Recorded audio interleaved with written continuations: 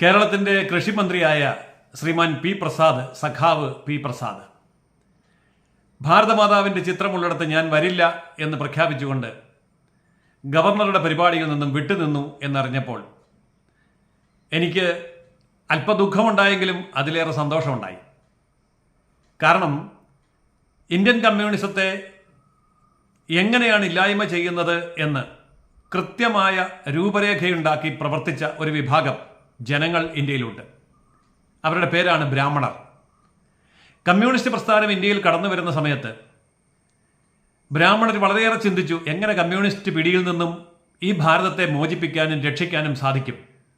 അവർ പല വഴികളും നോക്കിയിട്ടും സാധിച്ചില്ല. ഏറ്റവും അവസാനം കമ്മ്യൂണിസ്റ്റ് പാർട്ടിയിലെ ബുദ്ധിരാക്ഷസനായി പിന്നീട് അറിയപ്പെട്ട സഖാവ് EMS നമ്പൂതിരിപ്പാട്, അന്ന് അദ്ദേഹം കമ്മ്യൂണിസ്റ്റ് നേതാവല്ല, കോൺഗ്രസിലാണ്. ആ കോൺഗ്രസിൽ ഇരുന്നു കൊണ്ട് തന്നെ അദ്ദേഹം ചിന്തിച്ചു, എങ്ങനെ കമ്മ്യൂണിസത്തെ ഇല്ലായ്മ ചെയ്യാം.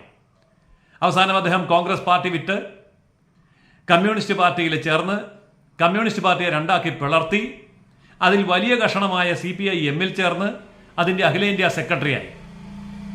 അങ്ങനെ അഖിലേന്ത്യാ സെക്രട്ടറി പദത്തിൽ ഇരുന്നു കൊണ്ട് തന്നെ അദ്ദേഹം തൻ്റെ കഴിവിൽ പരമാവധി പരിശ്രമിച്ച് ആ പ്രസ്ഥാനത്തെ ഇല്ലായ്മ ചെയ്തു എന്ന് പറയാം.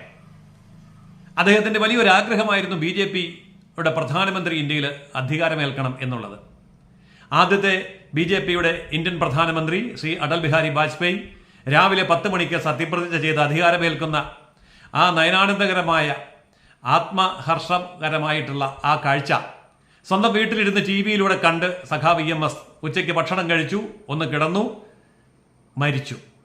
അങ്ങനെ ഇന്ത്യ ഭാരതീയ ജനതാ പാർട്ടിയുടെ കയ്യിൽ സുരക്ഷിതമായി എത്തുന്നത് കണ്ണിറയെ കണ്ട് മനസ്സ് നിറയെ സന്തോഷിച്ചാണ് സഖാവ് EMS നമ്പൂതിരിപ്പാട് മരിച്ചത്.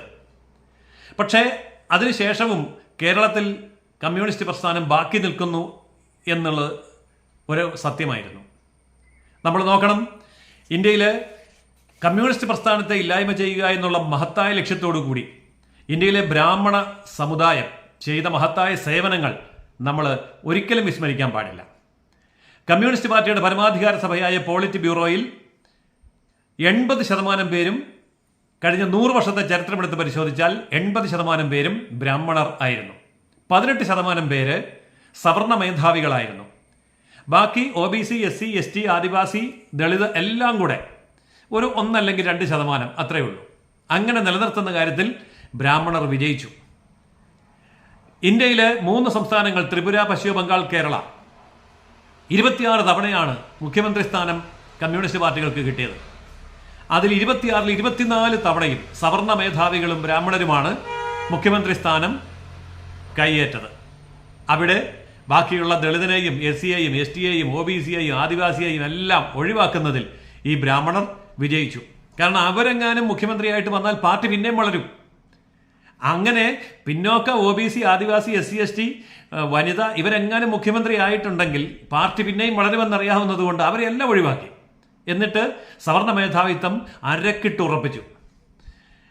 അതുപോലെ കേന്ദ്രമന്ത്രിസഭയിൽ 2 തവണ കമ്മ്യൂണിസ്റ്റ് പാർട്ടിക്ക് അവസരം കിട്ടി. 2ഉം ബ്രാഹ്മണർക്കാണ് കൊടുത്തത്. ഇന്ദ്രജിത്ത് ഗുപ്ത, ചതുരാനനൻ മിശ്ര, 2ഉം CPI ആണ്. അതായത് പി പ്രസാദിന്റെ പാർട്ടി തന്നെയാണ്. ഒരിക്കൽ CPI-M ലോക്സഭ സ്പീക്കർ സ്ഥാനം കിട്ടി. സോമനാഥ ചാറ്റർജി എന്ന് പറയുന്ന മറ്റൊരു ബ്രാഹ്മണനാണ് അതും കൊടുത്തത്.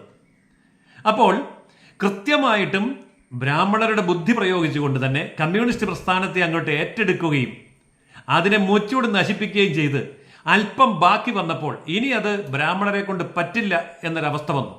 അപ്പോഴാണ് ശ്രീമാൻ പി പ്രസാദ് എന്നാൽ ഇനി ഞാൻ ഇതിൻ്റെ ബാക്കി ചെയ്തിട്ടേ ഉള്ളൂ എന്ന് തീരുമാനമെടുത്തത്.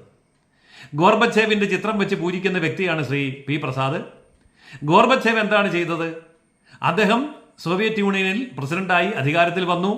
ആദ്യം പാർട്ടിയെ തകർത്തു, പിന്നെ രാജ്യം തകർത്ത് കുട്ടിച്ചോറാക്കി 18 കഷണമാക്കി വലിച്ചു കീറി നശിപ്പിച്ചു. അങ്ങനെ ആ പാർട്ടിയെ തന്നെ ഇല്ലായ്മ ചെയ്തു. പാർട്ടിയെ ഇല്ലായ്മ ചെയ്തു, പാർട്ടി ഭരിച്ചിരുന്ന രാജ്യവും കൂടി ഇല്ലായ്മ ചെയ്തു. ആ ഗോർബച്ചേവിൻ്റെ തികഞ്ഞ ഭക്തനാണ് ശ്രീ പി പ്രസാദ്. അപ്പോൾ അദ്ദേഹത്തിന് ഇത് ഭംഗിയായിട്ട് നിർവഹിക്കാൻ കഴിയും എന്ന കാര്യത്തിൽ ആർക്കും ഒരു സംശയവും വേണ്ട. ഏതായാലും ശ്രീ പി പ്രസാദിൻ്റെ കാലഘട്ടത്തിൽ കമ്മ്യൂണിസ്റ്റ് പാർട്ടി പണ്ടാരമടങ്ങി അതിൻ്റെ 16 അടിയന്തരവും കൂടെ നടത്താൻ ശ്രീ പി പ്രസാദിന് കഴിയട്ടെ എന്ന് ആശംസിക്കുന്നു. അങ്ങ് ഈ കാര്യത്തിൽ നിന്നും പിന്നോട്ട് പോകരുത്, വെള്ളം ചേർക്കരുത്, ഉറച്ചു നിന്നോണം. അതായത് കമ്മ്യൂണിസ്റ്റ് പാർട്ടിയുടെ അവസാനത്തെ സഖാവായിട്ട് അങ്ങ് മരിക്കണം.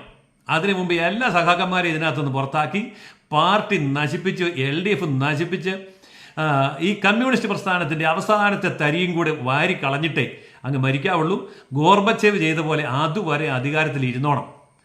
ഏതായാലും EMSന് സാധിക്കാത്തത് ഈ പറഞ്ഞ 80% ബ്രാഹ്മണർക്കും 18% സവർണർക്കും സാധിക്കാത്തത് അങ്ങായിട്ട് സാധിച്ചു തരണം. അതിന് അങ്ങ് ചെയ്യുന്ന എല്ലാ ഇതുപോലെയുള്ള തന്ത്ര കുതന്ത്ര പരിപാടികൾക്കും ഉറച്ച പിന്തുണ നൽകിക്കൊള്ളുന്നു. നമുക്ക് ഈ കമ്മ്യൂണിസത്തെ താങ്കളെ കൊണ്ട് തന്നെ അവസാനിപ്പിക്കണം. അതായത് ഇന്ത്യൻ കമ്മ്യൂണിസത്തിൻ്റെ അന്ത്യം കുറിച്ച മഹാൻ എന്നുള്ള നിലയിൽ താങ്കൾക്ക് ഭാവിയിൽ ഒരു ഭാരതരത്നം കിട്ടട്ടെ എന്ന് ആശംസിക്കുന്നു. ലാൽ സലാം സഖാവി.